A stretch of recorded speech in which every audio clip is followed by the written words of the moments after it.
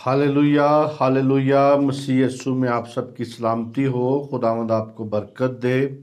इसी तरह खुदा का शुक्र करते हैं कि उसने एक कीमती मौका बख्शा ताकि हम उसके नाम को जलाल दें, और खुदा का शुक्र करते हैं कि उसने ये हमें फिर जिंदों की ज़मीन पर रखा। और इसी तरह मेरे जीजों, पिछले दिनों में हम एक टॉपिक को देख रहे थे और उस टॉपिक के बारे में हमने सीख रहे हैं और सीखा भी है। वो ये था कि रिज़्क आसमानी खुदा ही का बेटा है। इसी के बारे में हम आगे आज कुछ और सीखते हैं, क्योंकि मेरे जीजो इसमें हम देखेंगे कि मसीह यीशु का जो बदन और खून है उसके फ़ायदे हम देखेंगे। यहाँ पे 10 फ़ायदे हैं। 10 फ़ायदों के बारे में हम आज सीखते हैं, क्योंकि हम जो आसमानी रिज़्क है उसके फ़ायदे क्या हैं और उसके बारे में आज हम सीखते हैं। यानी पहली बात जो हमने पहले सीखी थी पिछले दिनों में कि आखिरी दिन वो ज़िंदा करेगा। यानी यूहन्ना 6 बाब और उसकी 44 आयत में लिखा हुआ है। इसी तरह दूसरी बात यह है कि अगर कोई ये रोटी और शीरा पिएगा और खाए तो वो नहीं मरेगा। यानी यीशु मसीह का जो बदन है और खून है, यानी जो शीरे के तौर पे हम लेते हैं, जिस तरह हम रोटी को खाते हैं शाही रबानी में, तो वो जो शीरा और रोटी इस्तेमाल होती है, तो उसमें मेरे जीजो इस बात को सीखना है कि जब हम उसे यूज़ करते, इस्तेमाल करते, खाते हैं, तो वो जो इंसान जो भी बंदा उसे यूज़ करेगा वो नहीं मरेगा। यानी ये दूसरा फ़ायदा हम देखते हैं। यूहन्ना 6 बाब और उसकी 50वीं आयत में हम देखते हैं यहाँ पे क्या लिखा है। ये रोटी है जो आसमान से उतरी है ताकि आदमी उसमें से खाए और ना मरे। मेरे जीजो, यहाँ पे ये जिक्र है कि ये रोटी जो आसमान से उतरी है, आदमी इसे खाए तो वो ना मरे। मन का मुकाबल खुदावंद यीशु मसीह ने अपने बारे में कहा है कि ये रोटी है, यानी वो रोटी जो आसमान से उतरी है वो मैं हूँ। जो आसमान से उतरी है वो खुदावंद यीशु मसीह है। अगर कोई ये रोटी खाए तो वो नहीं मरेगा। मुराद ये नहीं कि वो तिब्बी लिहाज से नहीं मरेगा, बल्कि आसमान में अबदी ज़िंदगी पाएगा। यानी आसमानी ज़िंदगी में अबदी ज़िंदगी पाएगा।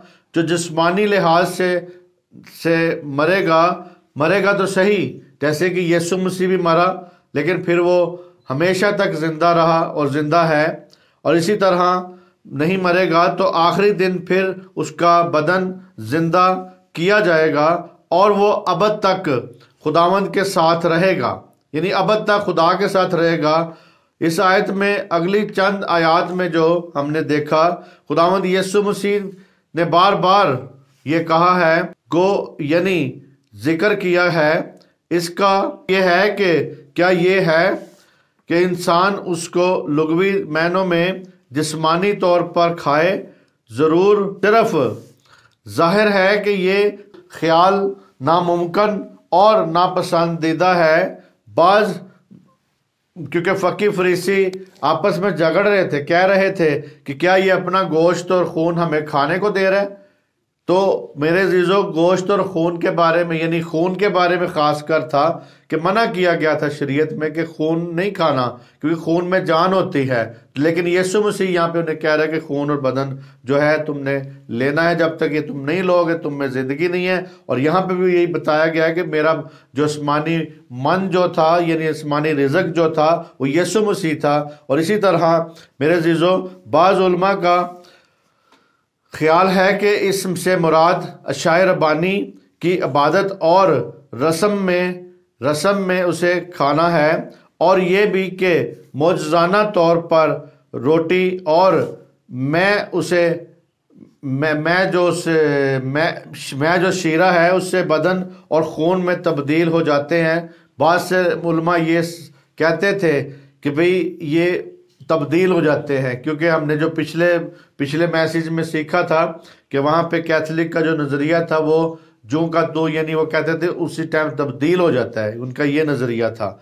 और इसी तरह मेरे अजीज़ों मौज़ाना तौर पे रोटी और उसका बदन जो तब्दील हो जाता है, और ये नजात पाने के लिए ज़रूरी है कि हम इससे खाएं, यीशु मसीह को खाएं।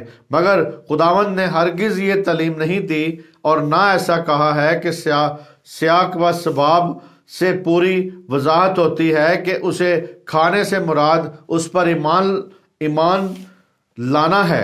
यानी मेरे अजीज़ों से खाने से मुराद एक और बात भी इसमें शामिल होती है कि वो उस पर ईमान लाना है। जब ईमान ले आते हैं तो हम उसे खाते ही हैं। यानी जब हम खुदावंद यीशु मसीह को अपना नजात देना मान कर उस पर ईमान लाते हैं तो हम ईमान से उसे खा रहे होते हैं, उसे खा रहे होते हैं, क्योंकि उसे नोश फरमा रहे होते हैं अपने बदन में, अपनी ज़िंदगी में।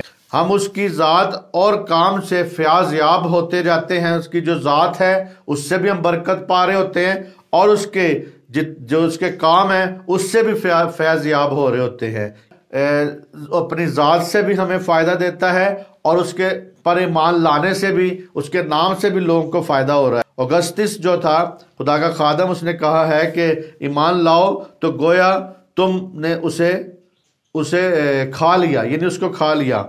और इसी तरह मेरे अजीज़ों तीसरा जो फ़ायदा है इसका, हम देखते हैं यूहन्ना 6 बाब उसकी 51 आयत में, मैं हूँ वो ज़िंदगी की रोटी जो आसमान से उतरी, अगर कोई इस रोटी में से खाए तो अब तक जिंदा रहेगा, बल्कि जो रोटी मैं जहान की ज़िंदगी के लिए दूंगा वो मेरा बदन है।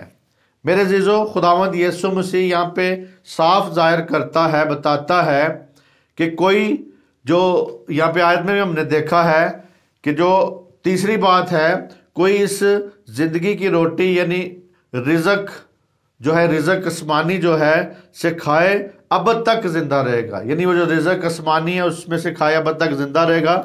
और यहाँ पे यीशु मसीह कह भी रहा है, अगर हम यहाँ पे 51 में देखते, कहते हैं कि मैं वो रोटी, मैं ज़िंदगी की वो रोटी हूँ। यानी वो ज़िंदगी की रोटी है आसमान से जो उतरी है, और अगर कोई उसमें से खाएगा तो वो अब तक क्या रहेगा, जिंदा रहेगा, अब तक वो जिंदा रहेगा। बल्कि जो रोटी मैं जहान की जिंदगी के लिए दूंगा वो मेरा बदन है। यानी उसका बदन है जो पूरे जहान की जिंदगी के लिए है, मेरी जिंदगी के लिए नहीं या आपकी जिंदगी के लिए नहीं, बल्कि पूरे जहान की जिंदगी के लिए है मेरे अजीजों। इसी तरह कहता है यीशु मसीह जिंदगी की रोटी है, और वो ना सिर्फ खुद जिंदगी रखता है बल्कि जिंदगी देता है। जो कोई इस जिंदगी की रोटी में से खाए अब तक जिंदा रहेगा। मगर ये किस तरह हो सकता है खुदावंद गुनहगारों को किस तरह जिंदगी दे सकता है।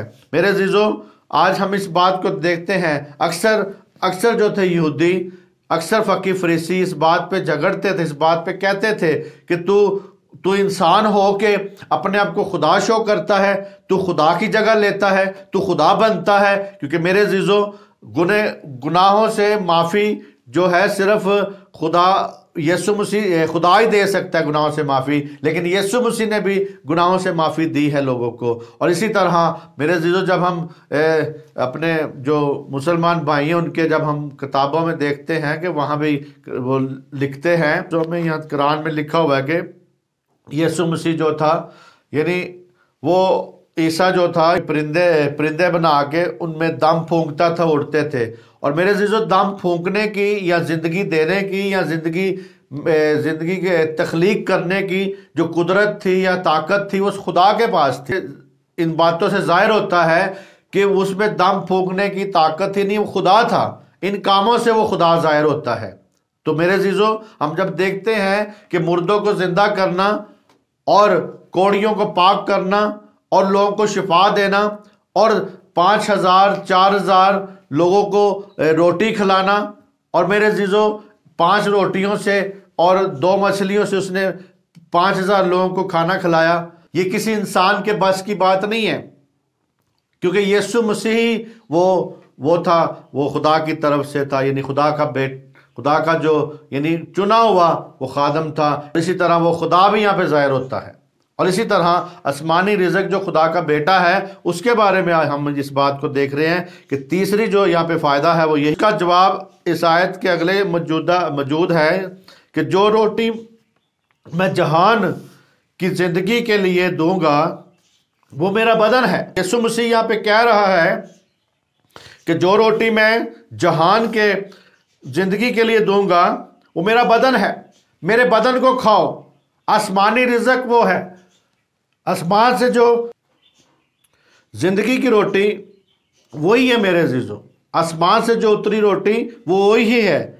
और इसी तरह खुदावंद अपनी सलीब के बारे में यहाँ पे भी जिक्र करता है, यानी कहता है सलीब पर अपनी मौत पर इशारा, यहाँ पे इशारा करता है कि वो बदन तोड़ा गया, बदन वहाँ पे वो कुर्बानी वो गुनहगारों के फिदिया के लिए दिया गया। खुदा ने कहते हैं देखो खुदा ने दुनिया से ऐसी मोहब्बत रखी अपना इकलौता बेटा बख्श दिया ताकि जो कुछ पर ईमान लाए हलाक न बल्कि हमेशा की जिंदगी पाए। इसी तरह मेरे अज़ीज़ों फिदिये के तौर पे दे दिया, अपनी जान देगा, उसका बदन तोड़ा जाएगा। यानी यहाँ पे मेरे जो बात है उसका बदन तोड़ा जाएगा, जैसे रोटी तोड़ी जाती इसी तरह इसका बदन तोड़ा गया और उसका खून गुनहगारों की कुर्बानी के लिए बहाया जाएगा। यानी पहले से पेशेंट को यह बता रहा है कि बहाया जाएगा और बहाया गया। और इसी तरह वो इवजी के तौर पर खून जो है गुनहगारों की कुर्बानी के लिए, गुनहगार यानी इवजी के तौर पर मरेगा, यानी इवजी के तौर पर वो मरा और वो हमारे गुनाहों की कीमत भरेगा। यानी ये वो यहाँ पे बता रहा है इस आयत में, अगर 51 आयत में देखें तो कहता है कि इस रोटी में से खाए तो वो अब तक जिंदा रहेगा, जो रोटी मैं जहान की जिंदगी के लिए दूंगा मेरा बदन है, यानी मेरा बदन है। और वो ऐसा उसने करके दिखाया और किया। आज मेरे अज़ीज़ों जो लोग इस बात पे ईमान रखते हैं वो जिंदगी पाएंगे, अब तक यहाँ पे कहते हैं अब तक वो जिंदा रहेंगे। तीसरा फायदा ये है मेरे अज़ीज़ों, उसने ये सब जहान के जिंदगी के लिए किया, मर गया। वो सिर्फ यहूदी कौम के लिए नहीं मरा, कोई समझे कि शायद यहूदी कौम के लिए मरा था, यहूदियों के लिए आया था या सिर्फ क्रिश्चियनों के लिए आया था, नहीं, या सिर्फ बरगजीदों के लिए आया था या समझे कि शायद बरगजीदों के लिए आया था, नहीं, बल्कि सारी जो दुनिया है, दुनिया को नजात देने के लिए, दुनिया को नजात, ताकि दुनिया नजात पाए, यानी इसलिए आया था। और बल्कि खुदावंद यीशु मसीह का उसने कोई कलवरी पर काम पूरा किया गया है। वो अपनी कदर व कीमत में इस कदर है कि सारे जहान के इंसान जो है उससे यीशु मसीह के पास आ जाएं। वो चाहता था कि सारे इंसान आ जाएं, लेकिन आज भी बहुत सी ऐसी कौमें हैं जो मसीह से दूर हैं, ऐसे लोग हैं जो मसीह से दूर हैं। आज भी बहुत से लोग हैं जो मज़हब को जो कहते हैं कि मज़हब कोई चीज़ नहीं है, बल्कि मेरे अज़ीज़ों आप मजहबी तौर पर उसे ना देखें बल्कि उसे शख्सी तौर पे जानना सीखें, शख्सी तौर पे देखें कि वो आपके लिए उसने ये सारा काम किया। वो न सब नजात पाएंगे मेरे अज़ीज़ों, जो उस पे ईमान रखते हैं, जो उसके पास आएंगे। आज मेरे अज़ीज़ों कोई गोरा हो, कोई काला हो, कोई पीला हो, जैसा मर्जी आपकी सूरत हो, आप खुदावंद यीशु मसीह को कबूल करेंगे तो मेरे अज़ीज़ों अब तक जिंदा रहेंगे। ये तीसरा फायदा था।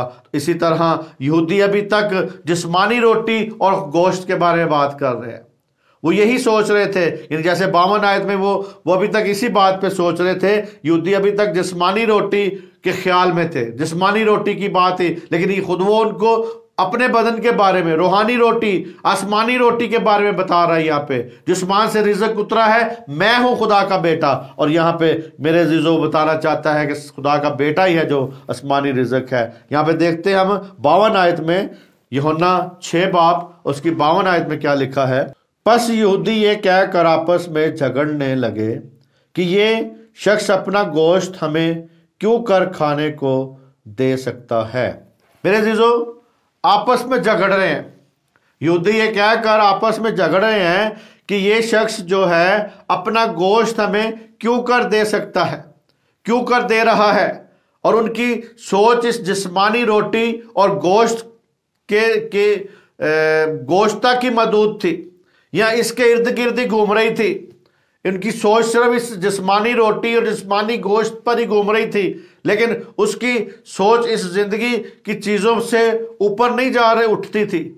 उनकी जिस्मानी जो चीज़ें हैं, दुनियावी चीज़ें हैं, उनसे ऊपर उसकी सोच नहीं थी जाती, और इसी तरह वो उधर ही घूम रहे थे। आज भी मेरे जीजो बहुत से लोग ऐसे हैं जिनकी जिस्मानी चीज़ों तक की मदूद है, और इसी तरह जिस्मानी चीज़ों तक की उनकी सोच है, दुनिया तक मदूद है, दुनिया की सोचों तक मदूद है।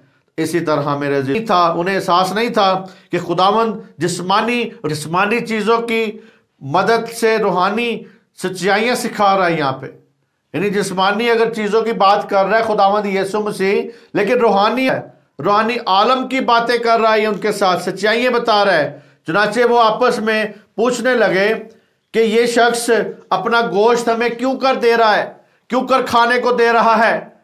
तो मेरे अजीजों, आज हम इस बात को सीखें कि हम खुदावंद यीशु मसीह में कायम हो जाएं, क्योंकि वो कहता है कि मेरा गोश्त जो है फिल हकीकत खाने की चीज़ है। यानी मेरे अजीजों, एक बात है कि पैराशूट सिर्फ उस वक्त ही खोलते हैं जब आप हवाई जहाज से बाहर छलांग लगाते हैं। याद रखें, जो फौजी हैं या जो पैराशूट उड़ाते हैं, या पैराशूट का जो महारत है जिनको, वो पैराशूट उसी वक्त इस्तेमाल करेंगे जब वो, या उसको उसी वक्त ही खोलते हैं या खोला जाता है जब वो हवाई जहाज पर छलांग लगाएंगे। ईमान देखने से पहले आता है मेरे अजीजों। ईमान की जैसे सबूत जो है, ईमान का सबूत जो है, देखने से पहले हमें सोचने की जरूरत पड़ती है, क्योंकि हम ईमान में उन चीज़ों को मांगे। ईमान में हम रूहानी जो आलम है उसको हम रूह में और ईमान में देखना शुरू करें, तो फिर ही मेरे अजीजों हम वहां तक ऊपर जा सकते हैं। यानी अनदेखी चीज़ों से ऊपर का होना जरूरी है। हम देखें, देखी हुई चीज़ें तो सारे ही कहते हैं हाँ ये चीज़ें पढ़ी हैं, हाँ ये बाइबल है, हाँ ये पुरपट है। यानी इसी तरह देखी हुई चीज़ें सारी नज़र आती लोगों को, लेकिन मेरे अजीजों रूहानी आलम जो है मेरे अजीजों, उनको आप उसी वक्त ही देख सकते हैं जब आप रूहानी तौर पे खुदावंद यीशु मसीह के साथ होंगे। पाक रूह के लबादा जब आप पहन लेंगे, पाक रूह का लिबास आपके बीच में आ जाएगा, उस वक्त आप देख सकते हैं। और इसी तरह और आपकी रूह को समझने के लिए, दिल को अपना ईमान लाने के लिए, यानी आपकी जो रूह है ये समझने के लिए कि दिल को ईमान लाने के लिए और इरादे को हुक्म मानने के लिए तैयार होना चाहिए। आपकी रूह हर वक्त इस बात को समझे और ईमान जो है इरादे को हुक्म मानने के लिए हर वक्त तैयार रहे। अगर आप खुद को मसीह के इख्तियार के सुपुर्द कर देंगे तो क्यों और कैसे कि मेरे अजीजों, कैसे कि सारे सवालात जो हैं जवाब मिल जाएंगे आपको जब आप अपने आप को सुपुर्द करेंगे। फिर क्यों और कैसे होगा या क्यों होगा, ये सारी बातें मेरे अजीजों, इन सारे सवालों के जवाब आपको मिल जाएंगे जब खुदावंद यीशु मसीह के उसके ताबे अपने आप को कर देंगे, जब उसके ताबे हो जाएंगे। पौलुस रसूल की मिसाल हमें मिलती है कि हमारे सामने है, उसकी जो मिसाल है हमारे सामने है, उसे जवाब मिल गए और वो पुकार उठा, आए खुदावंद तू क्या चाहता है कि मैं करूं। मेरे अजीजों, उसको जब जवाब मिल गए तो पौलुस रसूल भी ये बात कहता है कि आए खुदावंद तू क्या चाहता है कि मैं करूं। मेरे अजीजों, जब तक उसे जवाब नहीं थे मिले तब तक वो कलीसिया के खिलाफ था, कलीसिया के खिलाफ साजिश करता था और इसी तरह कलीसिया को घसीटता था, मारता था, क्योंकि वो अपना ईमान का इजहार कर रहा था। वो ये समझता था क्योंकि ये लोग जो हैं ये खुदा के खिलाफ है, यानी खुदा के जैसे यहूदी यहाँ पे कह रहे हैं, आपस में झगड़ रहे हैं कि ये जो आदमी है हमें आपस में झगड़ने लगे कि ये शख्स अपना गोश्त क्यों कर हमें देता है, जैसे अभी ये झगड़ रहे हैं। इसी तरह पौलुस रसूल भी अब उसका ईमान इस कदर था कि वो झगड़ रहा था, सोच रहा था कि ये जो लोग कर रहे हैं गलत कर रहे हैं। इसी तरह मेरे अजीजों वो पुकार उठा कि तू क्या चाहता है। आज देखें आप भी पुकार उठे, कहें कि खुदा तू क्या चाहता है मेरी जिंदगी में, खुदा तू क्या चाहता है मेरे साथ, खुदा तू क्या चाहता है। कभी ये सवाल तो करके देखें खुदा से, जरूर आपको इसका जवाब देगा खुदा। क्योंकि मेरे अजीजों जब तक आप सवाल नहीं करेंगे तो आपको जवाब नहीं मिलेंगे। आप जरूर सवाल करें खुदा के सामने, खुदा को कहें कि खुदा तू क्या चाहता है मेरी जिंदगी में कि मैं करूं, तू क्या चाहता है कि मैं कैसे दुआ करूं, तू क्या चाहता है मेरी जिंदगी में कि मैं तेरे लिए कुछ करूं। तो मेरे अजीजों आपको जरूर खुदा बताएगा। इसी तरह चौथा जो फायदा है वो देखते हैं हम, यूहन्ना 6 बाब उसकी 53 आयत में है, जब तक तुम इब्ने आदम का गोश्त ना खाओ और उसका खून ना पियो तुम में जिंदगी नहीं। चौथा फायदा ये है कि जब तक तुम इब्ने आदम का गोश्त ना खाओ और उसका खून ना पियो तो तुम में जिंदगी नहीं है। हम इसे पढ़ेंगे, हवाले को देखते हैं। यहाँ पे 53 आयत में क्या लिखा है। यीशु ने उनसे कहा, मैं तुमसे सच कहता हूं कि जब तक तुम इब्ने आदम का गोश्त ना खाओ और उसका खून ना पियो तुम में जिंदगी नहीं है। तो मेरे अजीजों वहां पे साफ खुदावंद उनको कह रहा है, साफ बता रहा है कि तुम अगर ये गोश्त और खून नहीं खाओगे तुम में जिंदगी नहीं है। इसी तरह इससे हरगिज रोटी और मैं से मुराद नहीं हो सकती कि सिर्फ हम समझें कि हरगिज रोटी और मैं से मुराद नहीं, जो खुदावंद की अशायर रबानी में इस्तेमाल होती है। जब जिस रात खुदावंद पकड़वाया गया और उसने शायर रबानी की रस्म मुकर्रर की, यानी जिस उससे पकड़वाए जाने से पहले उसने इस रस्म को मुकर्रर किया, अभी उसका बदन तोड़ा नहीं गया था, अभी उसका बदन तोड़ा नहीं गया, ना खून बहाया गया था। शागिर्दों ने रोटी और मैं में से खाया और पिया, लेकिन उन्होंने लफ्जी मैनों में ना उसका गोश्त खाया। यानी लफ्जी मैनों में सिर्फ गोश्त नहीं था खाया, ना खून पिया था। खुदावंद सिर्फ ये वजाहत कर रहा था कि जब तक तुम ईमान से नहीं पा सकते, यानी जब तक तुम ईमान से कोई कलवरी के उसका कलवरी पर उसकी मौत का फायदा को अपना नहीं लेते, जब तक तुम उससे नहीं अपनाओगे, जब तक जो कोई कलवरी का जो फायदा है, जो कोई कलवरी पर उसकी मौत का जो फायदा है, फायदा को अपना नहीं लेते, उस वक्त तक नजात नहीं पा सकते, उस वक्त तुम में नजात नहीं आ सकती। इसी तरह मेरे अजीजों नजात नहीं पा सकते कि हम उस पर ईमान लाएं, जो उसने वहां पे कोई कलवरी पर काम किया उस पर ईमान लाए, उसने जो कोड़े खाए हमारे लिए उस पर ईमान लाएं, जो उसने हमारे लिए किया उस पर ईमान लाएं और उसे कबूल करें, उसका यकीन करें और उसे हतमी तौर पर अपना लें और जान लें। क्योंकि मेरे अजीजों आज मेरे अजीजों लोग सिर्फ जानते तो हैं लेकिन उसे मानते नहीं है। मानना होता है जैसे खुदावंद यीशु मसीह कहता है कि तुम मुझे खुदावंद खुदावंद तो कहते हो मगर मेरी उन बातों पे अमल नहीं करते जो मैं तुम्हें कहता हूं। मुझे खुदावंद खुदावंद तो कहते हो मगर मेरे हुक्मों पर अमल नहीं करते।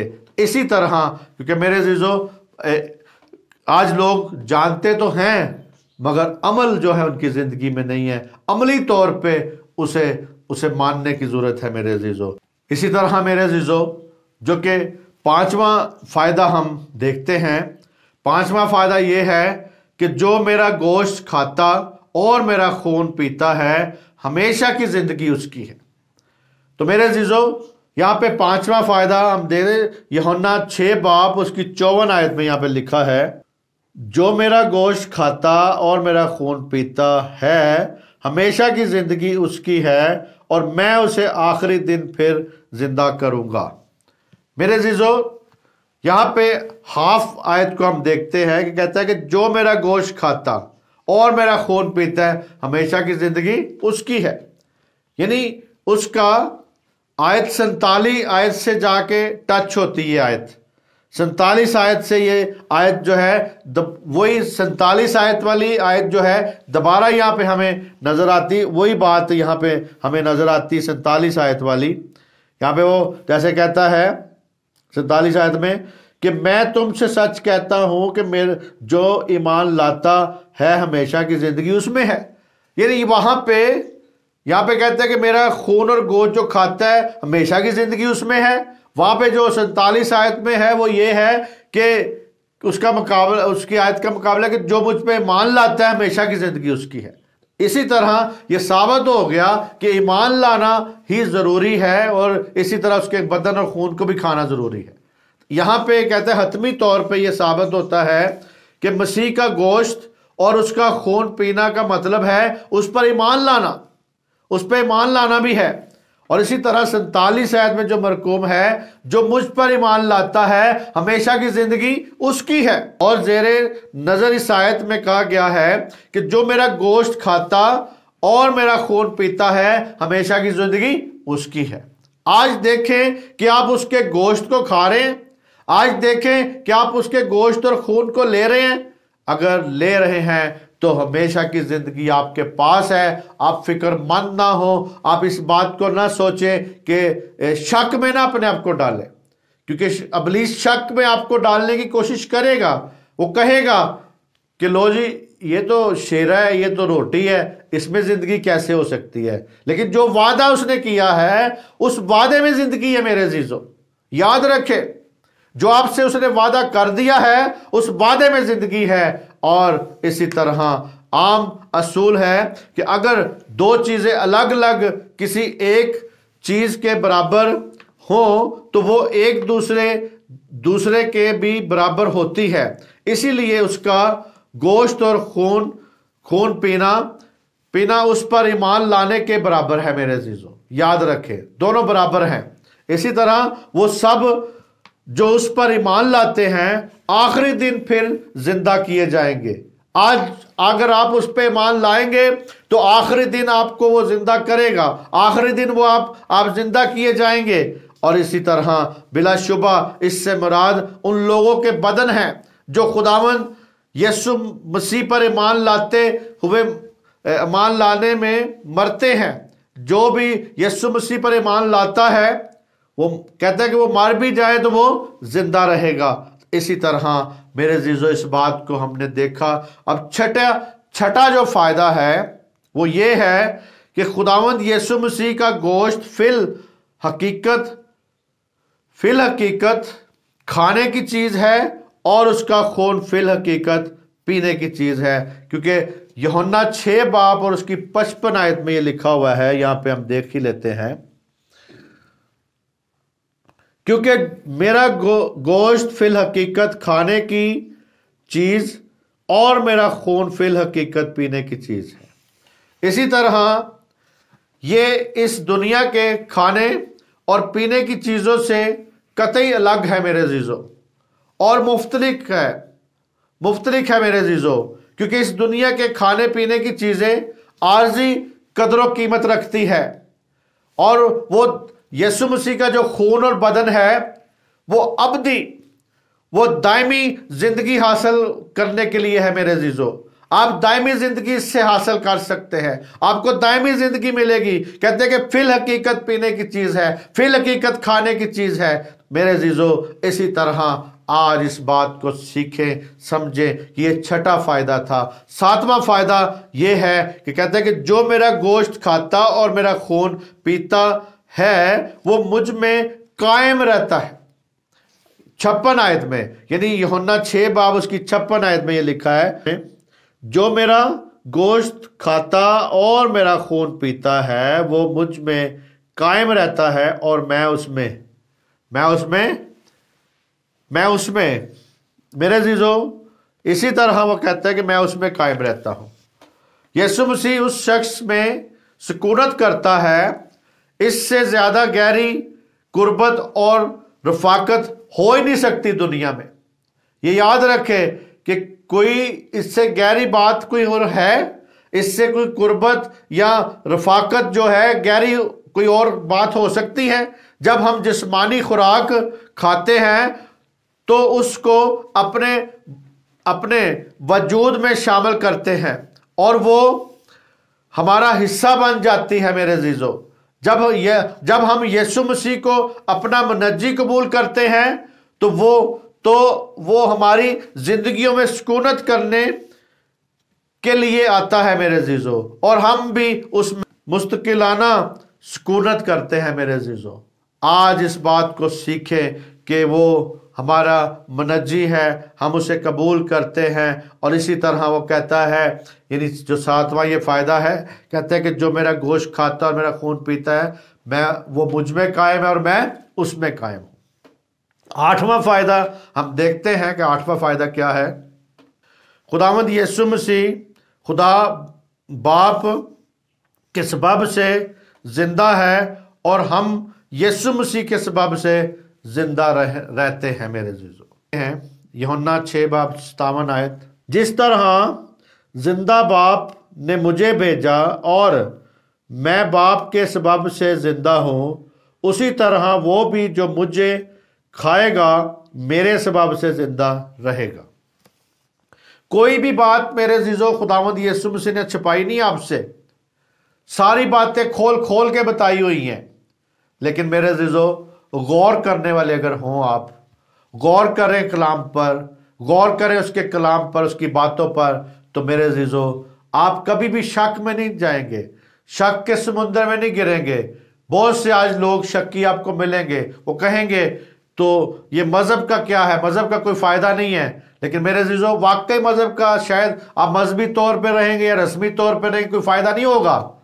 वाकई ये बात सही है, लेकिन एक रिश्ता जोड़े खुदा के साथ, रिश्ते का फायदा होता है अगर आप रिश्ता जोड़ ले। क्योंकि मेरे अजीजों, खुदावंद यीशु मसीह है जो आपसे रिश्ता जोड़ना चाहता है, वो आपके साथ रिलेशनशिप बनाना चाहता है। वो आपको मजहबी नहीं रखना चाहता, ये मजहब नहीं आपको दे रहा, या मसीहत मजहब नहीं है। मसीहत एक तल्लक है खुदा के साथ और मसीह के साथ। और यहाँ पे भी वो 8वां जो फायदा है वो यही कहता है कि बाप के सबब से जिंदा हूं मैं और यीशु मसीह के सबब से हम भी जिंदा रहेंगे। और अब खुदावंद अपने और अपने लोगों के दरमियान गहरे तल्लक और बंधन की वजाहत कर रहा है, यहाँ पे बता रहा है, एक मिसाल पेश करता है। और इसी तरह, और ये मिसाल है खुद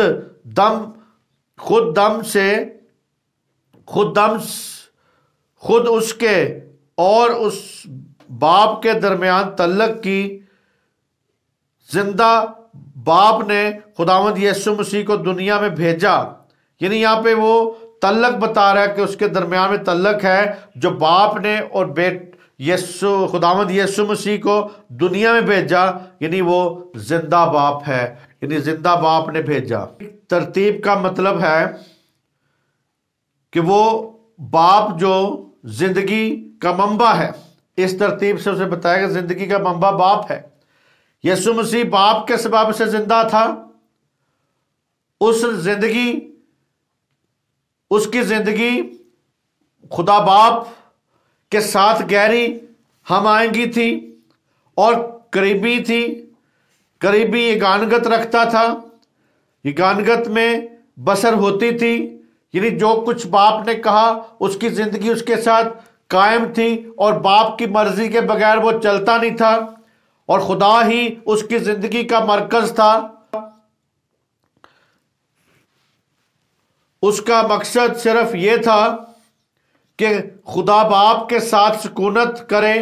वो इस दुनिया में इंसान बन के आया, ताकि इंसान बन के आया। दुनिया को इस बात का एहसास शऊर नहीं था कि वो खुदा है, शऊरी तौर पे वो नहीं जानते थे कि वो खुदा है। और इसी तरह वो नहीं था कि वो खुदा है जो जिस्म में जाहिर हुआ था। अगरचे दुनिया के दुनिया को उसके बारे में गालता हुआ, मगर वो और उसका बाप एक है। दुनिया कुछ और समझती थी, दुनिया को मगालता बेशक होता रहे, लेकिन मेरे अजीजों वो बाप में था और बाप उसमें था, वो एक थे। वो इंतहाई रफाकत में रहता था, वो हर वक्त इंतहाई रफाकत में था। खुदावंद यीशु मसीह और ईमानदार का बाहमी हाल भी होता है, जो आज समझते हैं, जो उसके साथ है उसी तरह ही होता है। ईमानदार इस दुनिया में हैं, दुनिया के बारे में गलत फहमी का शिकार हैं, इससे नफरत और दुश्मनी करते और उसके अक्सर उनको अज़ियत देती है। यानी जो ईमानदार हैं उनके साथ जो दुनिया का तल्लक है, या दुनिया गलत समझती है या गलत फहमी का शिकार है और उससे ईमानदारों से नफरत रखती है और दुश्मनी करती है और अज़ियत देती है, लेकिन चूंकि ये रखते हैं इसलिए वो उस सबब से जिंदा रहते हैं, क्योंकि वो उसमें कायम है इसीलिए जिंदा रहते हैं। उनकी जिंदगियां गहरे तौर से उसकी जिंदगी के साथ बंधी रहती है। मेरे अजीजों, जो कि मेरे अजीजों ईमानदारों की जिंदगियां हैं, वो खुदावंद यीशु मसीह के साथ और बाप के साथ बंधी रहती है। और इसी तरह मेरे अजीजों, हमने ये देखा कि हमें इस बात को जाने समझें कि यीशु मसीह का कलाम यही है कि हम इस बात को जाने कि वो बाप में जिंदगी रखता था और बाप उसमें था, और इसी तरह वो जिंदगी का मंबा था। और इसी तरह हम नौवीं बात देखते हैं, नौवां फायदा जो है ईमानदारों के लिए, नौवां फायदा जो दुनिया के लिए है, वो ये है उसके आसमानी रिज़्क को खाने से। आसमानी रिज़्क जो है यानी खुदा ही का बेटा है। और इसी तरह नौवां फायदा हम देखते हैं 58 आयत में क्या लिखा है, जो रोटी आसमान से उतरी यही है, बाप दादा की तरह नहीं कि खाया और मर गए। जो ये रोटी खाएगा वो अब तक जिंदा रहेगा।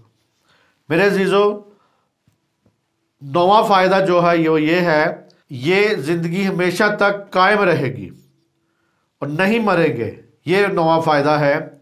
और 10वां फायदा जो है वो भी 58 आयत में ही है।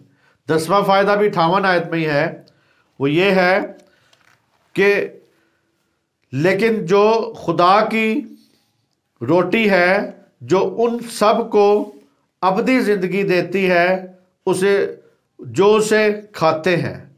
मेरे अजीजों, यहाँ पे जो 10वां फायदा है वो यही है। यहाँ पे कहता है कि जो रोटी आसमान से उतरी यही है, और बाप दादा तो खाया लेकिन वो मर गए, लेकिन आप इसे खाओगे तो मरोगे नहीं।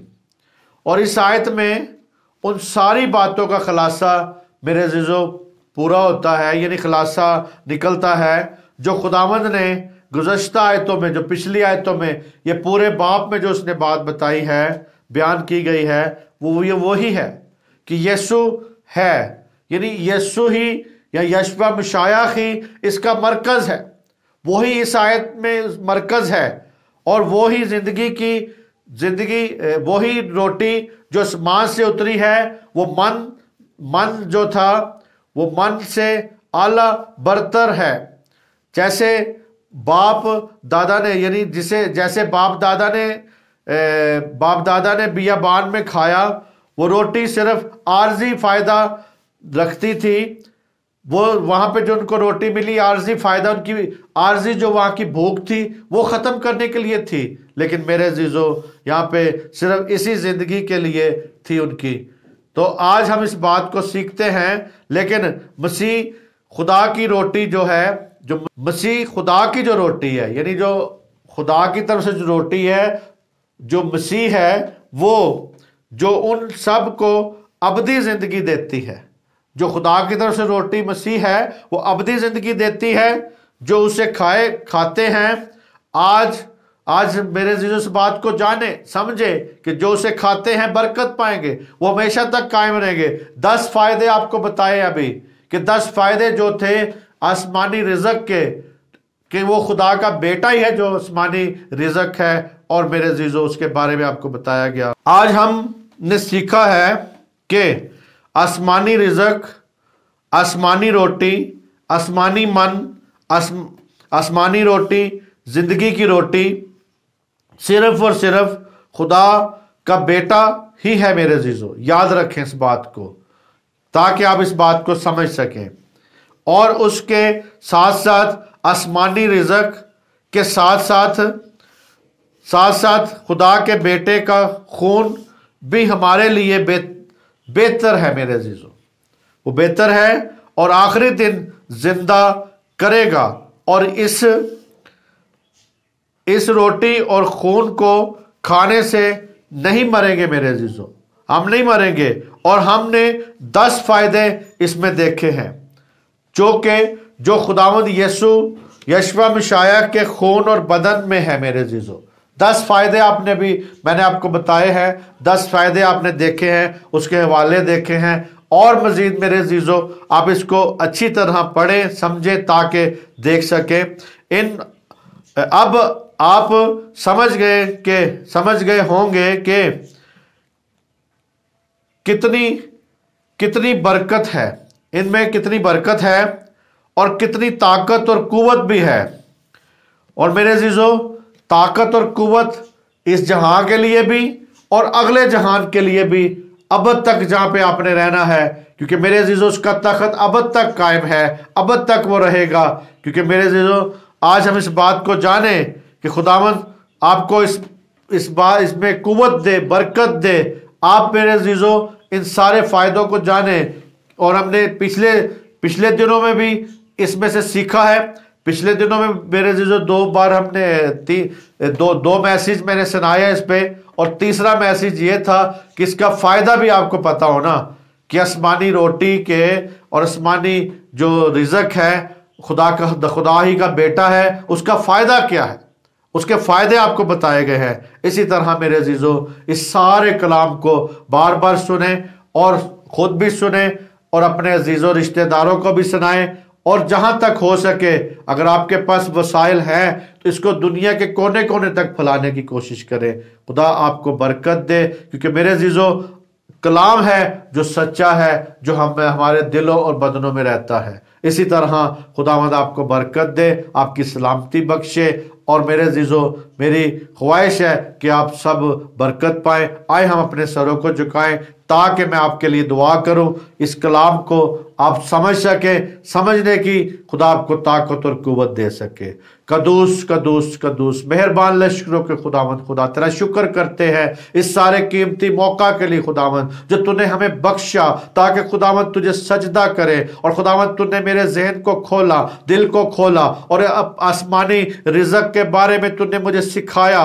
और खुदावंद जो आसमानी रिज़्क खुदा ही का बेटा है तू, तो खुदावंद ये तेरे लोगों तक मैंने पहुंचाया। और खुदावंद इसी तरह तमाम जितने भी लोग हैं जो सुन रहे हैं, तो खुदावंद इनको इस पर समझने की और अमल करने की तौफीक दे। वो आसमानी रिज़्क को जाने और तुझे खाएं और जिंदगी पाएं। और खुदावंद जो तेरे तुझे खाने से और तुझे पीने से जो खुदावंद फायदे हैं, वो उस फायदों को हासिल कर सके, वो खुद भी हासिल करे, उनके बच्चे, आने वाली नस्लें भी कर सके खुदावंद। इसी तरह खुदावंद तू सिर्फ हमारे लिए नहीं है, या सिर्फ मसीह कौम के लिए नहीं है, बल्कि तू पूरे जहान के लिए तूने खुदा बाप तूने अपनी जान दी है। इसी तरह खुदा ने पूरे जहान के लिए बर्रा ज़िबा किया है, और सब इसमें से फायदा उठा सकते हैं। सब इसको कहते हैं कि मेरे खून और बदन को जब तक कोई खाएगा नहीं, बरकत नहीं पा सकता, हमेशा की जिंदगी उसमें नहीं है। इसी तरह इस सारी बात को हमने सीखा,